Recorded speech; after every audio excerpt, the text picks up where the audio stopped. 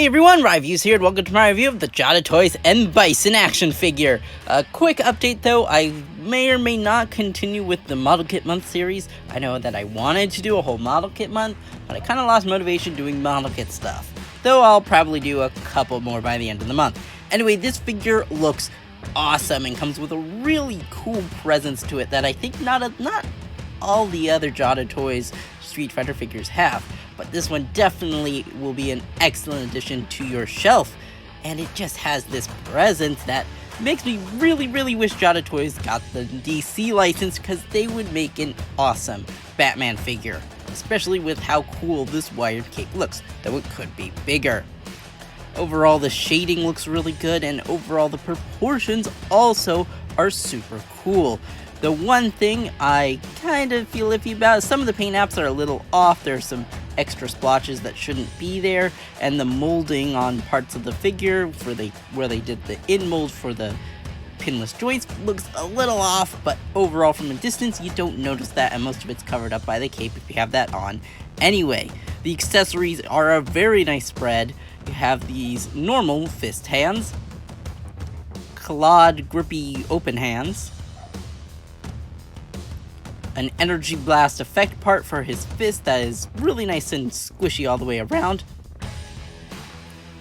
an extra grinning face instead of a more stoic face, and we have these two shoulder pauldrons, and they just remove decently easily.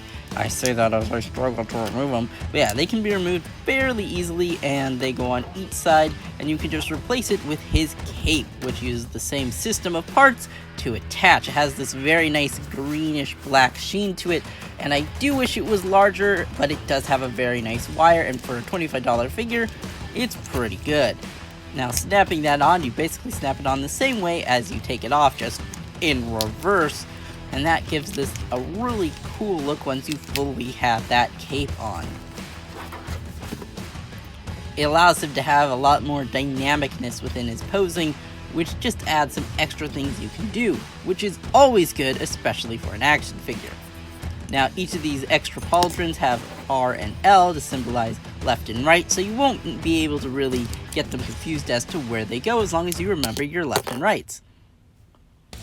Now, let's get on to articulation. This guy has a double ball joint, aka a dumbbell joint at the head, and then an extra ball joint at the base of the neck, giving a really good range of movement. Then the pauldrons can move forward and backwards, and then the shoulders go forward that far and back that far. Shoulder moves out that far, and then there is technically a full 360, but it is blocked by the shoulder pauldron. But if you move the arm out, you can just twist it from there. Now, there is a hinge at that joint, and it can pretty much go a little bit past 90 degrees. Full bicep swivel, double jointed elbows, and then your swivel hinge for the wrist and hand.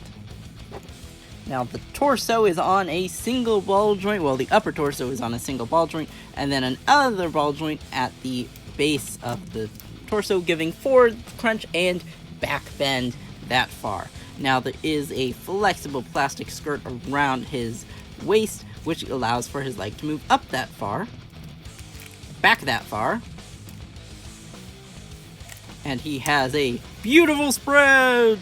And then we have your standard thigh swivel, and then double jointed bend at the knee, though that red on the back is a bit garish, and it is a little floppy on my figure.